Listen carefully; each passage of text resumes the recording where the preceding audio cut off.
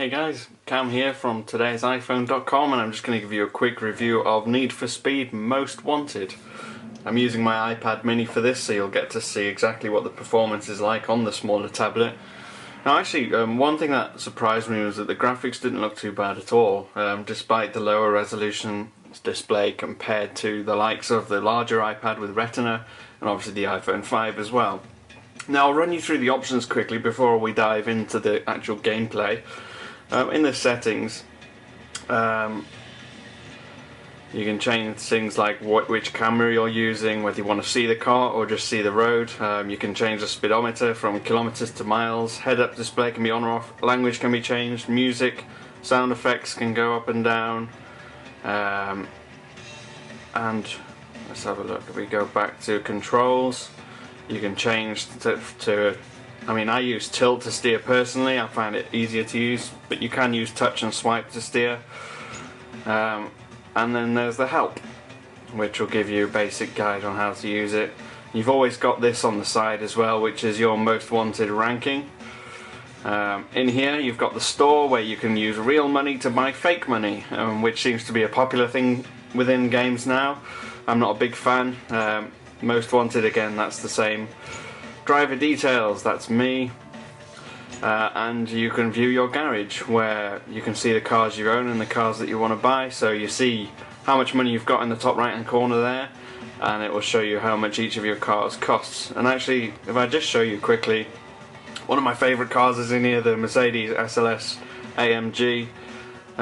Within here you can get a good view of the car, you can rotate around. Sadly though, I don't think you can make the gull wing doors open, which is the best thing about that car. But anyway, you can respray, change the colour, all sorts of goodies in there for you to customise. And then when you actually go into a race, you see the map here. I'm just going to go into one of the easy first ones, because it's easier to do that way on video. Let's go downtown.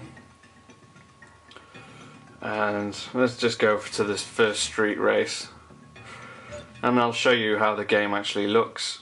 Now when you choose a car, you can actually, once you've progressed enough within the game, you actually get the opportunity to add mods onto your car. So you choose which ones you think are going to be best, so you can add a lightweight chassis to make it accelerate quicker, add track tyres, re-inflating tyres so that when you go over a police spike you don't get ruined, and also nitrous, power packs, etc. Let's put that on there.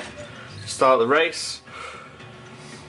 One thing I've loved about this game so far is the graphics on it. They're just fantastic, and I used to play the old one. I think it was called Hot Pursuit, and it's kind of taken the theme from there, whereby you're getting chased by police. But it just seems like the gameplay is so much more fun. I'll just run you through this now.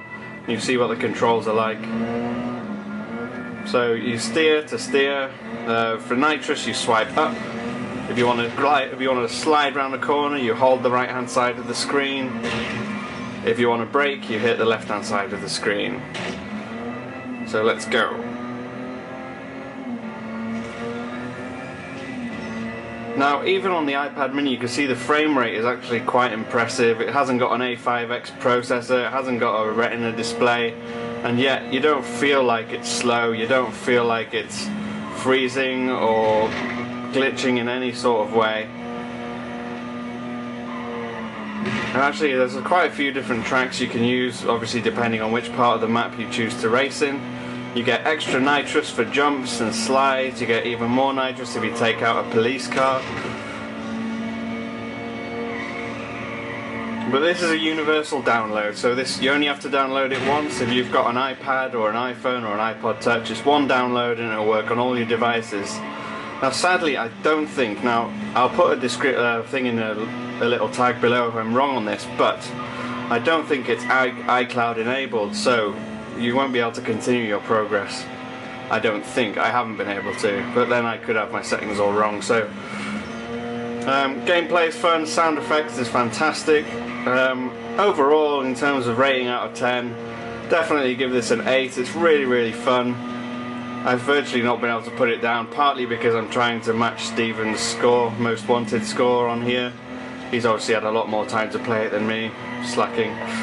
But anyway, I've been Cam at TIP_Cam. I'll put an iTunes link below with the pricing details, everything like that, in the description box. If you want to ask me any questions about this, you can at TIP_Cam on Twitter. I will see you again soon. Goodbye.